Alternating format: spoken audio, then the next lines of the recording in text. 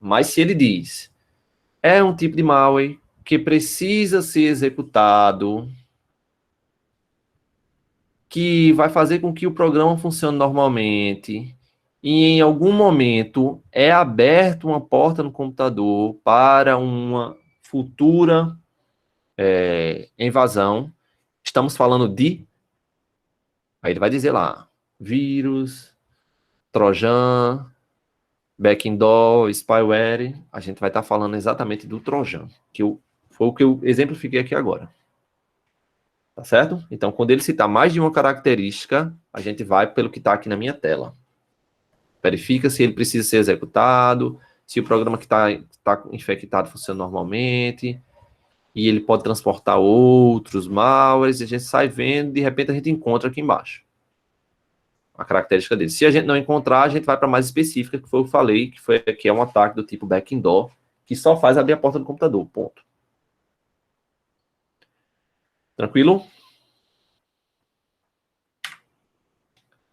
Outro carinha aqui, esse é mais simples, vai dar para a gente entender melhor, e ele é bem específico, né? Aí fica fácil a gente acertar em prova. O spyware, ele é o programa espião, anotem aí do lado, espião. O que é que ele faz? Ele captura informações do usuário, tá certo? Para que ele captura informação? Para enviar para terceiros, outras pessoas. A pessoa, às vezes, que fez o spyware, envia para alguém e fica recebendo essas informações, tá certo? Que tipo de informações? Sim, primeiro, ele precisa ser executado, a característica aqui que vocês têm que anotar. Se ele disser que o spyware, ele se replica automaticamente, tá errado, tá bom? Ele não se replica automaticamente. Quem se replica é o Warner lá. E os tipos de spyware que a gente tem aqui, ó, são esses dois principais. E cai em prova, geralmente. Primeiro, o tipo de spyware keylog. O que é que ele faz? Key. Ele pega teclas, ele captura informações digitadas do nosso teclado físico. Físico. Tá certo? Captura informações do nosso teclado físico. O tipo de spyware screen logger, ele vai fazer o quê? Screen vem de tela. O que é que vai acontecer? Ele captura a tela do nosso computador a cada clique no mouse. Cada vez que é clicado, ele captura a tela. Para que serve isso? Para capturar cliques em teclados virtuais, por exemplo. No nosso site do banco, vocês observam que para colocar o número da conta ou uma senha, a gente tem que usar o teclado virtual do banco, correto? Acho que todo mundo aqui já acessou e já viu aí. Então, por que o banco coloca um teclado virtual dentro do navegador? Porque pode ter um spyware do tipo keylogger instalado no computador do usuário do banco, né, da vítima da gente, e captura lá as informações que a gente digitar no nosso teclado. Se a gente colocou o número da conta, tal, então o atacante vai receber esses dados no computador dele e pode sim logar no banco e acessar a nossa conta, né? Aí o banco bota um teclado virtual. Aí o Screen Logger vai agir nisso aí. Se tiver um Screen Logger instalado, toda vez que clicar, como eu estou clicando aqui, eu estou clicando, tá fazendo as bolinhas aqui do lado. Toda vez que clicar, ele tira um print da tela e envia para o atacante. Toda vez. Aí o que vai acontecer aí? O banco, o que o banco fez? Ele cria teclados e muitos deles não são teclados convencionais que a gente vê normalmente, que é mais ou menos assim, ó. Não sei se... Que começa aqui com 1, né? 1, 2, 3, 4, 5 e por aí vai, né? Um teclado normal é assim. O do banco, não. Não sei se vocês já perceberam. Eles começam aqui em cima com 1, aqui com 8, aqui com 7. E toda vez que você clica em um botão, muitas vezes ele fica com um asterisco no botão. Porque quando tirar um print da tela, vai sair o asterisco, não o número que você clicou. Então, a saída do banco, para a galera não perder os dados pessoais com um Screen Logger ou um Keylogger, é fazer um teclado virtual com os números embaralhados, e toda vez que você clicar no número, ele vira um asterisco. Porque quando ele virar o asterisco, o número que for tirado o print, não vai sair o número no print. Tá bom? Esse é o spyware, que é o espião. Outro cara aqui, ó, adware. A gente associa ele à propaganda, certo? Ele é um tipo de spyware que ele vai capturar a informação de pesquisa no nosso navegador. Ele não vai capturar o que a gente digita ou o que a gente clica. Ele vai capturar o histórico, o que a gente vem pesquisando no navegador. Então, ele vai acessar uns arquivos lá de configuração do navegador para pegar essas pesquisas e servir para o atacante aí para pegar alguns dados nossos, né? O que é que a gente gosta mais de fazer na internet? O que a gente vem pesquisando para traçar o nosso perfil. E ele repassa essas informações para as empresas. Certo? Aí vê só. Isso já acontece. Mesmo quando não existia esse nome adware, isso já acontece, o Google já faz isso o tempo todo. E vocês observam, quando vocês fazem uma pesquisa aí no Google, e de repente começa a aparecer um bocado de anúncio aí sobre o que você pesquisou. Por que isso? Porque o Google consegue. Oi, Wendel, pode falar. Inclusive no Instagram, né, professor? A gente pesquisa pelo telefone no Google, aí já aparece aquelas propagandas no Instagram. Não sei se tem um vínculo, mas você pode ver, você coloca a pesquisa. Por exemplo, eu gosto de pesquisar muito que eu não posso comprar, né? Aí eu pesquiso lá, aí fica aparecendo no Instagram as propagandas, aí várias propagandas. Eu não sei se tem esse vínculo e tal, mas se você pesquisar no Google, eu não sei, parece que o Instagram tem esse vínculo, né? E fica aparecendo no Instagram também os anúncios e tal. Isso, exatamente. Há uma cooperação, podemos dizer, entre o Google e o Facebook. Aí o Facebook, vamos fazer só a hierarquia aí para a gente entender isso. O Facebook, ele é dono do WhatsApp e do Instagram. Certo? Facebook, WhatsApp e Instagram são um só. Mark Zuckerberg domina isso aí. Aí tem o Google. Todos eles capturam informação nossa. Todos eles. Então, se eu comecei a seguir o Wendel no Instagram, no outro dia vai aparecer recomendação para que eu siga quem? Diana. Por quê? O Wendel já segue Diana. O Instagram vai entender que possivelmente, se eu quero vínculo com o Wendel, quero ter uma amizade com ele, então Diana seria também uma pessoa que eu gostaria de conhecer porque ela conhece o Wendel. Essa é a teia, né, que o Instagram faz o tempo todo. Isso faz também com aquilo que a gente pesquisa no Google. Então eles trocam informações entre eles aí por debaixo dos panos.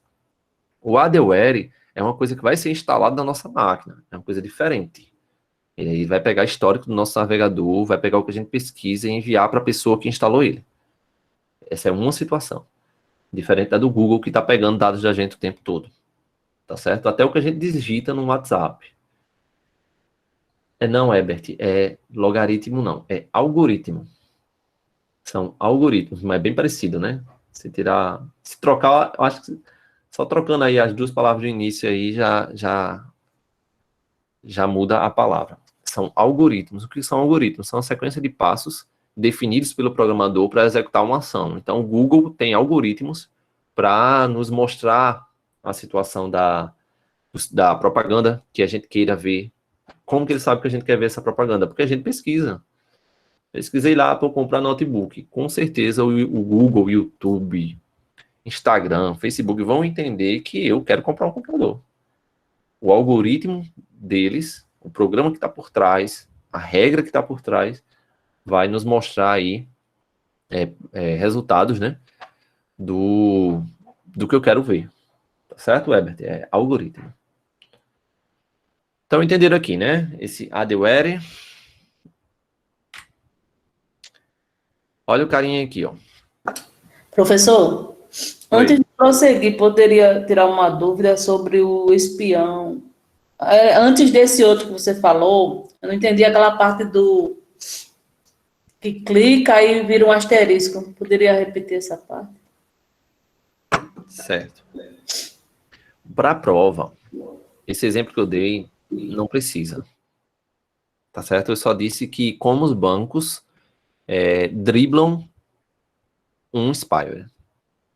Se você entender que quando o spyware está instalado na minha máquina, ele pode fazer duas coisas. Capturar o que eu digito ou tirar print da minha tela.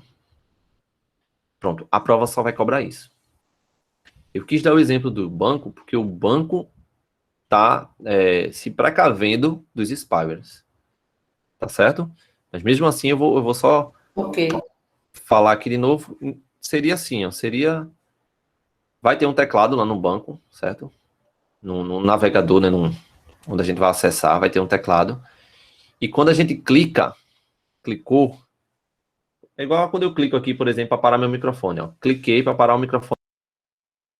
Estou falando aí, tá vendo? Que ele voltou. Quando clica, ele executa uma ação. O site do banco. Ele deixa o botão que eu cliquei vira um asterisco. Ao invés de ficar o número 1 lá, ele vira um asterisco. Ele troca a imagem do botão. Para que quando o print aconteça tirando o print do asterisco e não do número 1, por exemplo. Certo? Mas para a prova, fique com o que está nessa tela aqui. Keylogger e Screenlogger. Não confunda os dois. Um pega teclas e o outro captura tela. Beleza, Valéria? Massa. Show de bola. Bora prosseguir. Esse cara aqui é o Reijak. Reijak. O que é que ele faz? É o sequestrador de navegador. Vamos lá. Ele controla o navegador e fixa algumas páginas falsas. Envia dados para terceiros e o navegador se comporta de forma estranha. Quando a gente tem um cara desse instalado no nosso computador, aí a gente vai e faz o seguinte. A gente pesquisa no Google. Vamos fazer uma pesquisa no Google sobre Banco do Brasil. Se o meu navegador estiver infectado com Reijak, ele vai mostrar ali, ele vai modificar a página do Google só na minha máquina, tá certo? Não é a página do Google lá, é na minha máquina. Vai fazer com que eu clique no link que ele quer, que seja um link numa página falsa, e essa página falsa vai estar lá e eu vou colocar os dados do banco para logar e de repente o navegador fecha, sozinho. Por que isso? Porque esse é um comportamento do Reijak quando está instalado no nosso computador, que coloca uma página falsa e a gente insere os dados, aí ele faz, beleza, já tem os dados dele, eu vou fechar o navegador para ele não precisar clicar mais em nada. Aí ele fecha o navegador. Isso é um exemplo de fechar o navegador, mas ele pode dar um erro na tela, ele pode dizer que o site do banco está indisponível, que não é site do banco, é o site deles. Entende? Então, esse é um carinha que vai ser instalado no nosso computador, sem a gente saber, e vai mexer no nosso navegador. Então, qual a palavra-chave aqui do Reijak? Controle do navegador. Vocês vão ver que vai ter outra situação aí que mexe no navegador também. Que mostra a página falsa. Mas o controle do navegador, quem faz é esse cara aqui. Certo? Ele sequestra o navegador e mostra pra gente páginas falsas. Beleza? Tem pouco texto na tela, porque assim, é só isso que você precisa. Pode começar a responder questões quando terminar essa aula aí depois, de segurança da informação, de vírus e tal, que vocês vão achar todas essas palavras aí dentro da questão. E claro que um ou outro não vai ter, né? Mas a maioria das questões vocês vão acertar com isso aí. Olha aqui outro cara, outro malware, chamado Backdoor. Backdoor. Eu falei. Ele abre portas na segurança do sistema. Só isso. Diferente lá do Trojan Horse, que faz mais coisas. Ele precisa ser executado, nananana. Um monte de detalhe que eu falei naquela página. Proporciona condições para um futuro ataque. Permite acesso remoto ao computador. Aqui é diferente do bot lá. O bot, ele dá acesso remoto ao computador, mas não libera portas. Certo? E o que é porta? Falando porta aqui, eu acho que pode ter gente que não sabe o que é. No nosso computador, ele é formado de portas, quando ele vai se conectar principalmente à internet. Então, quando a gente fala de e-mail, ele vai ser transportado por uma porta. Quando a gente fala de transferência de arquivo, ele vai ser transportado por uma porta. Quando Quando a gente fala de navegação na internet, navegar na web, vai ser navegado por uma porta. Tá certo? Então são portas específicas. E o nosso sistema operacional gerencia essas portas e abre as portas que têm que ser abertas para aquele serviço. Quando um backdoor é instalado, ele vai pegar uma porta que está desativada, ou ele vai criar lá, e vai abrir essa porta e avisar o atacante. Opa, ó, tem uma porta aberta aqui. Pronto. Só isso. Aí o atacante, por essa porta, vai entrar no nosso computador e fazer o que ele quiser. Ele pode instalar um vírus, um warner, ele pode instalar um bot para depois tomar acesso a esse computador e por aí vai. Tá bom? Então a característica do backdoor é que ele abre portas na segurança do computador, proporciona condições para um ataque futuro. Geralmente, quando é instalado um backdoor, o atacante não mexe no seu computador naquela hora. É para um ataque futuro, é para mexer no seu computador futuramente. Tá certo? Então, basicamente isso. É só isso que você precisa saber disso aqui. E quando vocês encontrarem, já para acalmar o coração de vocês, que vocês estão encontrando com certeza características parecidas. Vejam só. O examinador da sua prova, o cara que fez a questão, ele vai fazer a questão para não deixar margem de duplicidade de informação. O cara que faz a questão tem que deixar muito claro que ele está falando de um backdoor, que ele está falando do Trojan Horse, que ele está falando de um bot ou de um vírus. Se ele não deixar claro, o que vai acontecer? Vai dar dupla interpretação, a gente entra com recurso e ele perde a questão. A banca vai e anula uma questão e começa a ter todo aquele transtorno. A banca, o CESP, FCC, SES Gran Rio, o que for, eles não querem complicação. Eles querem fazer questões objetivas, certeiras. Por mais que às vezes eles vão lá e botam lá um duplo sentido e a gente entra com recurso, o pessoal ganha e ele muda o gabarito ou anula. Então, não tem nenhuma praga virtual aqui que é exatamente igual a outra. Ela pode ter características parecidas. E é nessas características aí vocês olham elas e olham as outras que são individuais. Tá certo? Só para uma explicação aí para vocês irem pegando. Acredito que esse aqui é o último vírus para a gente entrar aí nos ataques. Ó, rootkit. Podemos dizer aqui, vamos fazer uma associação com um fogueteiro lá da favela que fica de olho lá na polícia, quando a polícia vai subir a comunidade lá principalmente no Rio, né? Isso é uma coisa que não acontece tanto aqui.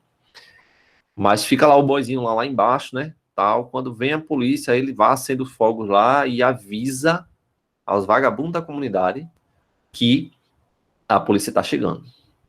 Então, o rootkit faz mais ou menos isso dentro do nosso computador.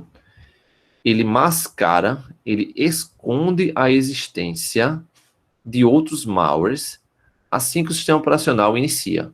Geralmente, ele age antes da completa inicialização do sistema operacional. Por que isso? O antivírus no nosso computador, ele só é executado quando o nosso computador inicia completamente. Então, apertei o botão de ligar do computador. Aí ele acessa o boot lá, né, que eu falei, partição 0, NBR, começa a chamar lá no HD, cadê o sistema operacional, começa a executar, carregar os drives de áudio, vídeo, tá iniciando. Nesse processo, o rootkit aparece. Instala lá um malware, ou pega lá o malware que já estava instalado, coloca num lugar que o antivírus não vai ver, falando a grosso modo aqui, deixa esse malware escondido, se esconde e deixa o sistema operacional iniciar. E o antivírus aí em cima é que vai iniciar e vai ver, beleza, tem nada funcionando errado. É como se fosse mesmo na comunidade, o fogueteiro vai, acende o fogo lá, os vagabundos se escondem tudinho, a polícia sobe e não acha ninguém.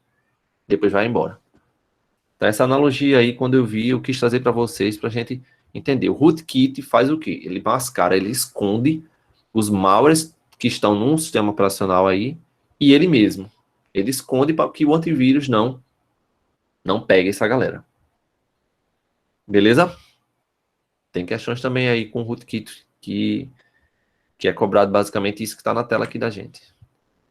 Aqui é o queridinho das bancas, esse cara aqui, já respondendo o que o teve um de vocês aí que perguntou dos princípios